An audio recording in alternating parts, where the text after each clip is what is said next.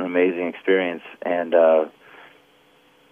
it's just really cool. It's cool. It's cool for me. It's cool for the fans. I feel like I've upgraded the product. I've made it a very entertaining show, and the key to it all is just that it's all about me.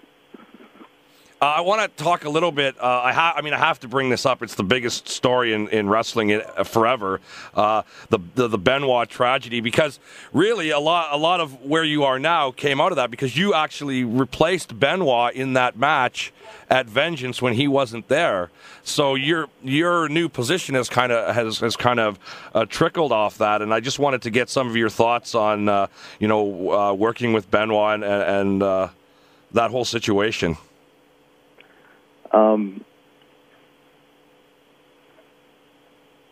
Chris Benoit was an amazing person, and I don't understand what happened, why it happened. I don't think I ever will, right. And I don't think anyone really ever will. All I can really say about it is I loved wrestling Chris Benoit, and I loved watching him. And the wrestling business meant everything to him. And he was an inspiration to me and everybody that he worked with. And what happened was just something that blew my mind, and it shook everybody up, everybody that knew him, because it's just so out of the blue. And yeah, it's really, it's also just kind of hard to talk about. And I'm still trying to come to grips and understand what happened in my own mind. And sure. I think everybody kind of feels the same way. Mm-hmm. What is it? Is it a strange thing to because Benoit was scheduled to win the ECW title from Punk, and you got kind of put in that spot instead. Is that unnerving in any way, or is that just the way things played out, or? I don't even necessarily think of it in those terms. Mm-hmm. And I just, when it comes to the whole tragedy, I'm just really saddened by everything that happened. Mm-hmm. And as far as like taking his place and the way of, as far as that goes, it's just stuff in wrestling gets changed all the time. Yeah.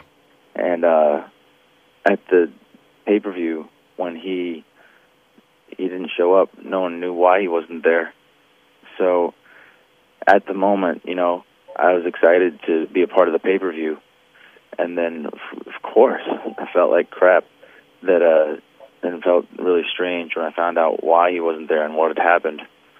And it's just a weird feeling, and it's kind of even just makes me feel strange just talking about it.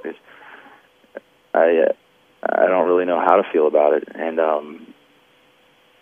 I don't feel great about it. That's for sure. Yeah. No, I understand. It's really tough, but it's such a big story. I have to ask. I have to ask. Mm-hmm.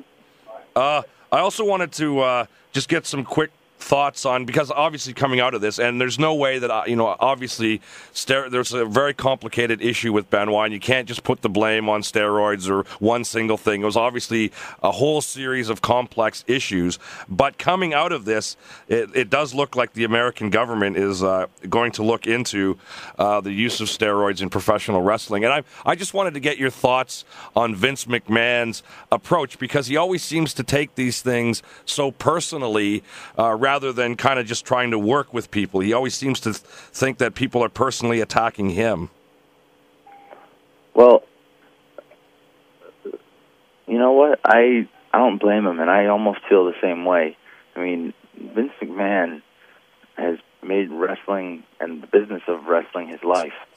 And World Wrestling Entertainment is something that he's created and built up, and it's changed a great deal.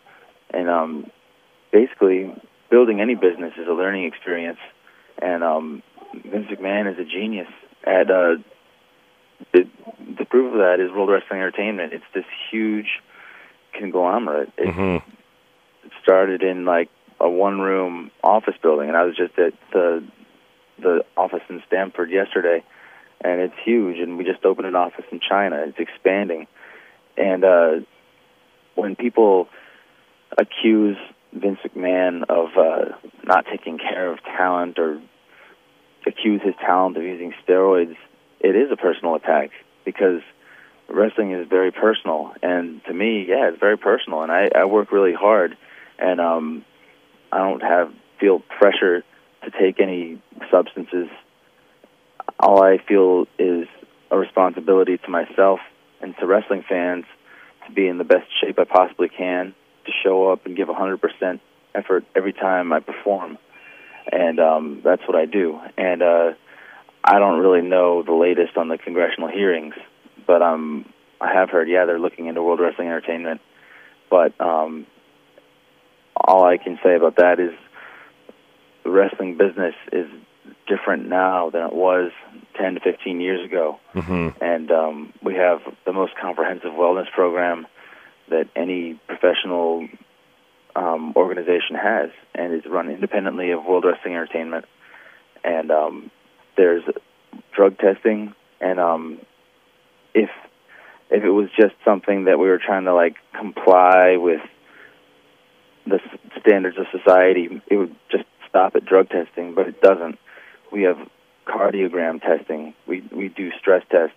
They test our blood levels for just for not only for drugs, but to see if our liver enzymes and our organs are functioning properly. I mean, just a few weeks ago, we did our yearly cardio test where we have a picture taken of our heart, and they analyze it to see if it's working correctly. Right. And see if we have murmurs and stuff. And that's just in place to make sure that we're healthy. And, you know, I it's kind of a pain in the ass, actually, to run on the treadmill and then get your heart rate up and hook up all the EKG sensors to your chest. I'm sure it is. I'm taken, but it's also like it feels really cool. It feels like, you know, now I know for sure that that my heart is healthy. Right. Because only 3 weeks ago, I just went through all this extensive testing. Well, it certainly worked with MVP, right? They found that problem that he had, so absolutely, it definitely works well for that kind of stuff. So I want to thank you for joining us, John. I really appreciate it. And we look forward to seeing you up here in Ontario on August the 24th for WWE Day at Ontario Place, where you'll be with Melina and CM Punk and Maria. So thanks very much for joining us. And also, don't forget about SummerSlam, August 26th, and it is going to be the greatest spectacle in wrestling history, where I'm going to destroy CM Punk and show the world why ECW is the greatest brand in sports entertainment.